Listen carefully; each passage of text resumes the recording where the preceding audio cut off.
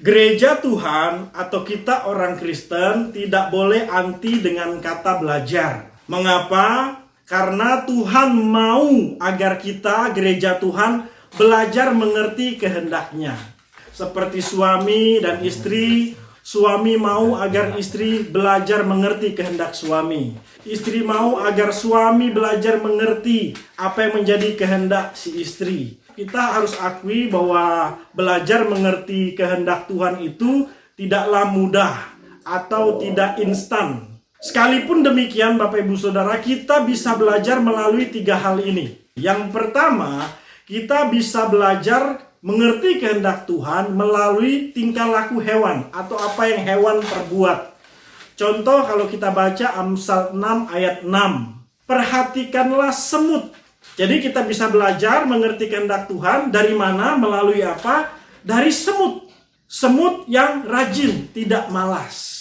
Yang kedua, kita bisa belajar mengerti kehendak Tuhan melalui penderitaan yang diizinkan Tuhan terjadi. Mazmur 119 ayat 71.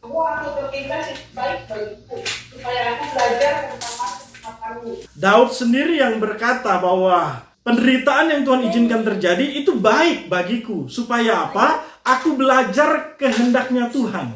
Aku belajar apa yang menjadi keinginannya Tuhan. Jadi memang sulit belajar kehendak Tuhan itu, Bapak Ibu Saudara. Tapi kita bisa belajar melalui tingkah laku hewan, melalui penderitaan yang terjadi. Nah, yang ketiga, kita bisa belajar mengerti kehendak Tuhan melalui pengalaman orang lain. Contohnya di 1 Korintus 10 ayat 6. Di sana Alkitab katakan, bangsa Israel itu dijadikan contoh agar kita belajar dari pengalaman bangsa Israel. Kita bisa belajar dari situ apa yang jadi kehendak Tuhan. Nah, selanjutnya, gereja juga tidak boleh anti dengan kata dihajar. Kalau yang pertama tadi, kita tidak boleh anti dengan kata belajar. Yang kedua, kita tidak boleh anti dengan kata dihajar. Mengapa, Bapak Ibu Saudara? Karena dalam Ibrani 12 ayat 5-6, Tuhan menghajar anak yang dikasihinya. Tuhan menghajar anak yang dikasihinya. Jadi kalau kita, gereja Tuhan, kita dihajar oleh Tuhan, itu artinya Tuhan mengasihi kita.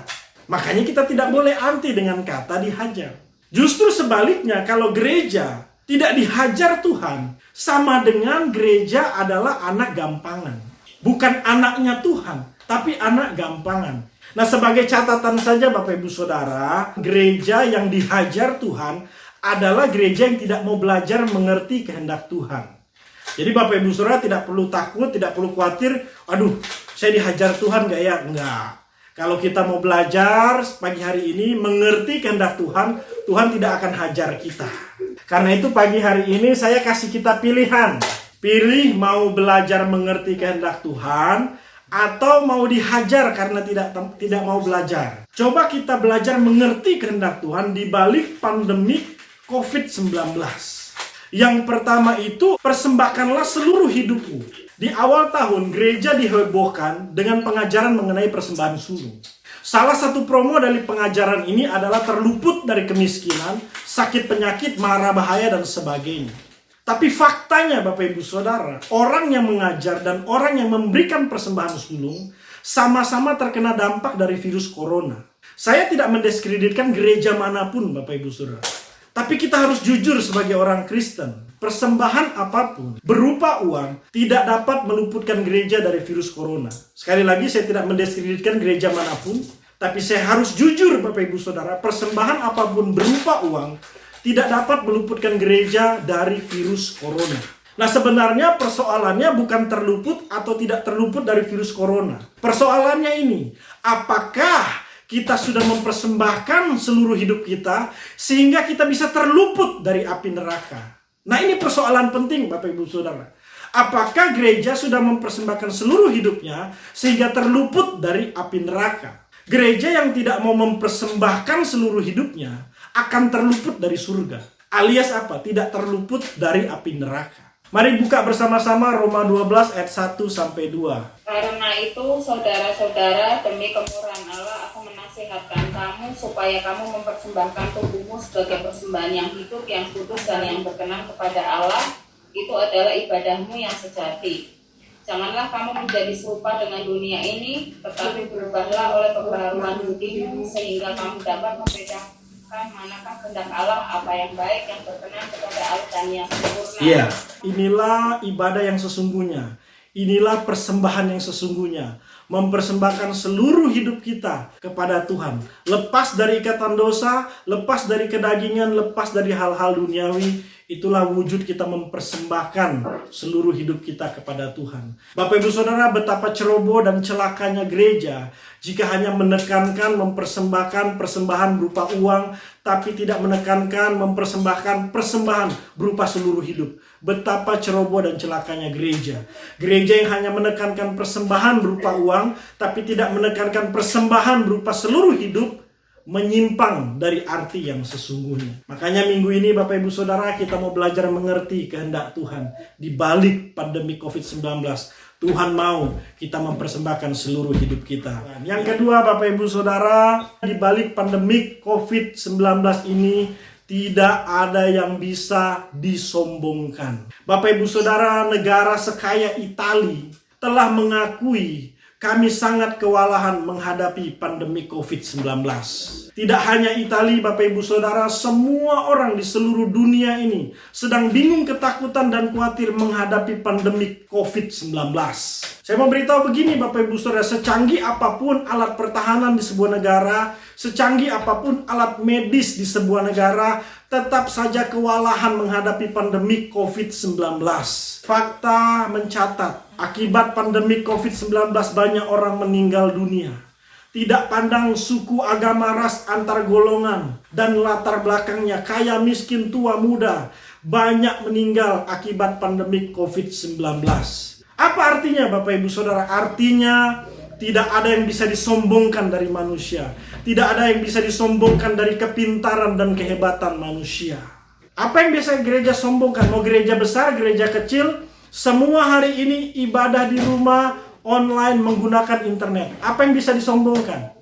Kalau sombong Bapak Ibu Saudara, tiba-tiba internet mati, selesai, ibadah tutup. Nah karena itu begini Bapak Ibu Saudara, di balik pandemi COVID-19 ini, mari kita belajar, gereja belajar, jangan sombong. Saat ditegur Tuhan, mari jangan keraskan hati, jangan tunda untuk bertobat. Saya kasih contoh Raja Daud, ketika dia didatangi oleh Nabi Nathan. Nabi Nathan datang dengan membawa sebuah kisah.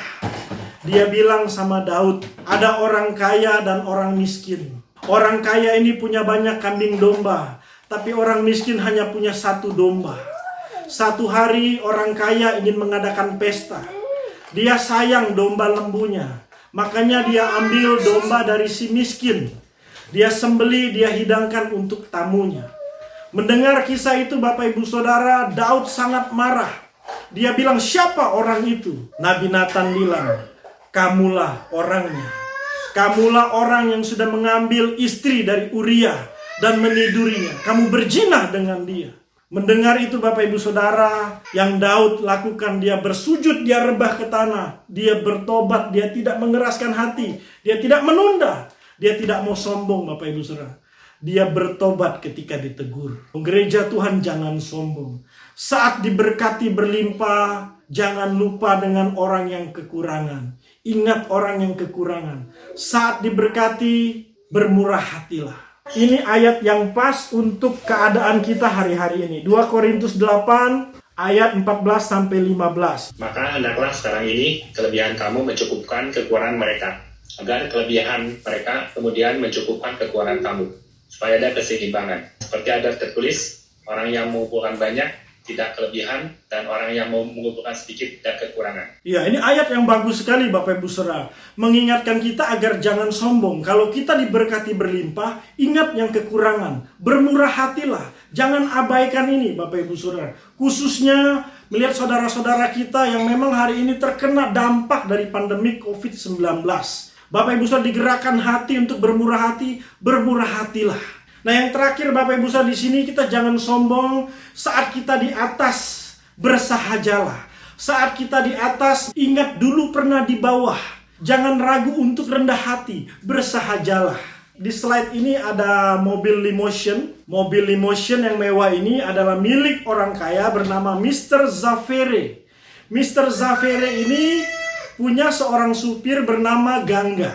Gangga ini sudah menjadi supir dari Mr. Zavere selama 30 tahun. Nah, suatu hari Bapak Ibu Saudara, Mr. Zavere melakukan bisnis di luar negeri.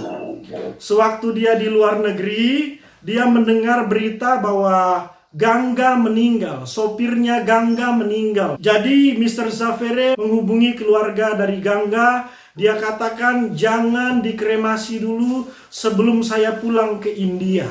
Bapak Ibu Saudara, setelah Mr. Zavere sampai di India, dia hias mobil limousine-nya dengan bunga. Dia sendiri yang menjadi sopir dari Gangga, sopirnya. Setelah dikremasi, wartawan yang melihat situasi dan kondisi pada waktu itu penasaran, ingin bertanya, kenapa Mr. Zavere mau menjadi supir dari Gangga dan menghiasi mobilnya dengan bunga? Mr. Zavere menjawab bahwa ini bentuk terima kasih saya kepada Gangga. Kalau saya sudah di atas, saya masih ingat ketika dulu saya pernah di bawah. Saya mau memberikan kontribusi kepada orang-orang yang pernah berbuat baik kepada saya. Ini bentuk rasa hormat saya yang terakhir untuk Gangga. Sekelas Mr. Zavere yang kaya raya, dia masih ingat dulu pernah di bawah. Dari pandemik yang ada kita belajar, kita jangan sombong.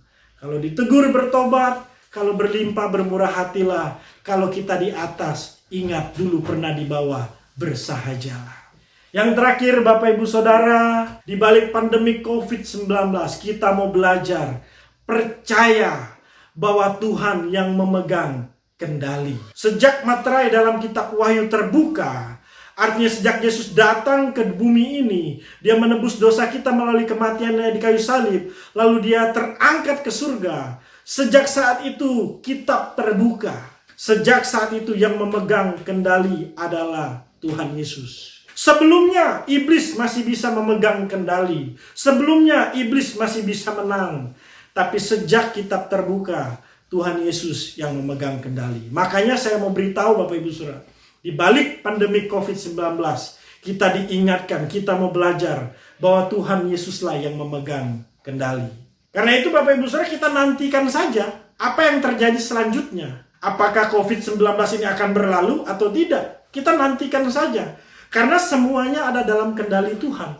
Harapan kita Bapak Ibu Saudara, kita ingin cepat berlalu. Tapi Bapak Ibu Saudara, apapun yang terjadi, tetaplah percaya Tuhan yang memegang kendali. Nah, ini pertanyaan saya terakhir. Kira-kira sudah belum Tuhan memegang kendali hidup kita? Kalau Tuhan yang memegang kendali skenario yang terjadi di dunia ini, nah Tuhan sudah belum memegang kendali hidup kita? Skenario dalam hidup kita sudah belum Tuhan yang memegang kendali? Coba jujur Bapak Ibu Saudara, selama di rumah bagaimana? Kita jadi malas, ya, karena nggak ngapa-ngapain, atau jadi takut, jadi bimbang, jadi sedih, jadi khawatir karena lihat informasi yang ada. Apakah seperti itu? Kalau seperti itu, Tuhan belum memegang kendali hidup kita, Bapak Ibu Saudara. Seharusnya kalau Tuhan memegang kendali hidup kita, ya kita jangan bermalas-malasan. Kita tetap semangat, tetap bersuka cita. Kita nggak usah takut, nggak usah sedih, nggak usah khawatir, karena Tuhan yang memegang kendali hidup kita. Survei membuktikan di Australia, akibat work from home, tingkat KDRT di Australia itu meningkat. Kenapa Bapak Ibu Saudara? Karena waktu kerja di rumah, wanita ternyata dijajah Bapak Ibu Saudara. Para istri dijajah pria. Nah, pria-pria seperti ini Tuhan tidak mengendalikan hidupnya. Saya percaya pria-pria yang ada di online sekarang adalah pria-pria atau suami-suami yang hidupnya dikendalikan oleh Tuhan. Makanya selama di rumah makin sayang sama istri, makin sayang sama keluarga. Nah, pertanyaan terakhirnya, kira-kira apa yang mau kita lakukan setelah pandemik ini berlalu? Kalau memang Tuhan memegang kendali hidup kita, coba kita buat catatan. Setelah pandemik ini berlalu, apa yang Tuhan mau saya lakukan? Itu namanya hidup yang dikendalikan oleh Tuhan. Pagi hari ini kita belajar mengerti kehendak Tuhan di balik pandemi COVID-19. Yang pertama, persembahkan seluruh hidup kita. Yang kedua, tidak ada yang bisa kita sombongkan. Yang ketiga, Tuhan ingin kita percaya Tuhan yang memegang kendali. Percayalah, kalau kita belajar mengerti kehendak Tuhan, kita tidak akan dihajar oleh Tuhan. Gereja manapun, gereja besar, gereja kecil, Kalau tidak mau belajar, pasti dihajar Tuhan. Kita lihat saja Bapak Ibu Saudara, kalau masih ada pengajaran-pengajaran yang menyimpang dari Alkitab, ya kita tidak usah menghakimi, karena itu memang Alkitab yang katakan tidak mau belajar akan dihajar oleh Tuhan. Nah sebenarnya kalaupun gereja dihajar oleh Tuhan, masih diingatkan Tuhan, masih ditegur dengan keras, diberi pelajaran yang keras, seharusnya gereja bersyukur. Karena Tuhan masih mengasihi gereja. Tuhan masih menganggap gereja sebagai anak yang dikasihinya. Sebagai huios, bukan notos. Sebagai anak yang sah, bukan anak gampangan.